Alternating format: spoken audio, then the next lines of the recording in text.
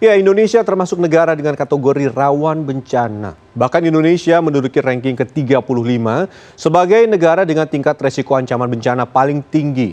Dari rangkaian bencana ini tercatat korban melebihi 1.100 jiwa per tahun.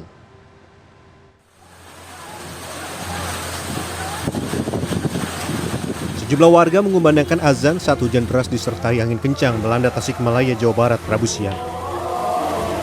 Kepanikan terjadi saat baliho besar rubuh dan menimpa sejumlah kendaraan.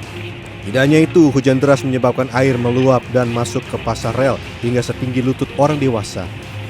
Berdasarkan rilis tertulis BPBD Kota Tasikmalaya, hujan deras disertai angin kencang menyebabkan bencana di beberapa titik. Selain luapan sungai yang merendam jalan dan permukiman, juga menumbangkan sejumlah pohon dan baliho. Tiba-tiba ada yang jatuh. Terus Amruk di depan Bank BJB. menimpa mobil. Menimpa mobil, 3 mobil. Ada yang kena. Nggak ada yang korban. Longsor lagi.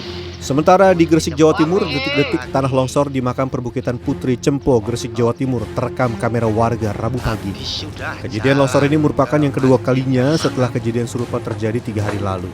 Akibatnya, satu-satunya jalan alternatif yang tersisa dari akses makam Putri Cempo terputus total. Selain itu, satu warung ikut ambruk dan tertimbun longsoran tanah. Longsor terjadi akibat guyuran hujan deras, beruntung tidak ada korban jiwa saat kejadian berlangsung. Di lokasi terpisah, warga Sleman, daerah istimewa Yogyakarta dikejutkan dengan fenomena hujan es dan angin kencang yang menerjang sejumlah wilayah Rabu siang. Butiran es yang jatuh bersama hujan terjadi di Kecamatan Gondok Kusuman dan Jetis, Kota Yogyakarta, dan Kecamatan Turi, serta Triharjo, Sleman. Tidak hanya itu, hujan es disertai angin kencang juga mengakibatkan talut sungai di Kampung Belunyah Gede, Sindu, Adi, Sleman, jebol. Kabid Kedaruratan dan Logistik BPBD Sleman mengatakan akibat talut jebol, setidaknya 15 rumah warga rusak dan terendam luapan air setinggi kurang lebih setengah meter. Puluhan warga terpaksa mengungsi. Hujan deras di wilayah Sleman dan hampir merata, terutama untuk yang wilayah Melati ini, saya Sinduadi, hujan cukup deras sekali sehingga drainase jalan Condro Likuto ini kan over kapasitas. Sejak awal Februari 2020 sampai Februari 2021, Badan Nasional Penanggulangan Bencana BNPB mencatat ada 3.253 bencana yang terjadi di Indonesia. Jika dikalkulasi lebih jauh, maka ada 9 bencana yang terjadi di Indonesia setiap harinya.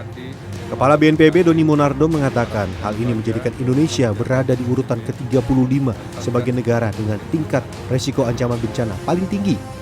Selain itu, setiap kejadian bencana diikuti kehilangan harta benda dan korban jiwa. Indonesia disebut mengalami kerugian ekonomi akibat kejadian bencana rata-rata 22,8 triliun rupiah per tahun.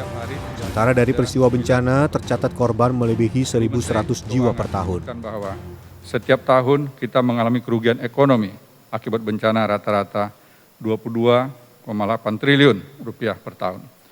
Angka yang sangat besar. Belum lagi jika melihat statistik korban jiwa akibat bencana dalam 10 tahun terakhir.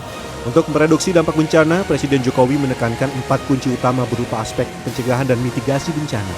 Pertama, pelaksanaan kegiatan di lapangan lebih maksimal. Kedua, kebijakan mengurangi resiko bencana yang dipastikan terintegrasi. Ketiga, manajemen tanggap darurat dan kemampuan rehabilitasi serta rekonstruksi yang cepat pasca bencana.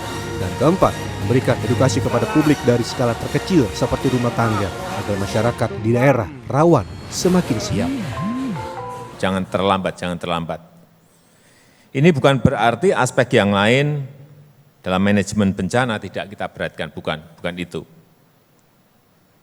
Tapi juga jangan sampai kita hanya bersifat reaktif saat bencana terjadi. Kita harus mempersiapkan diri dengan antisipasi yang betul-betul terencana dengan baik. Presiden Jokowi juga meminta segala elemen siap bekerja keras, bekerja cepat, serta penuh inovasi dalam menanggulangi bencana dan bukan saling menyalahkan, serta menomorsatukan ego sektoral.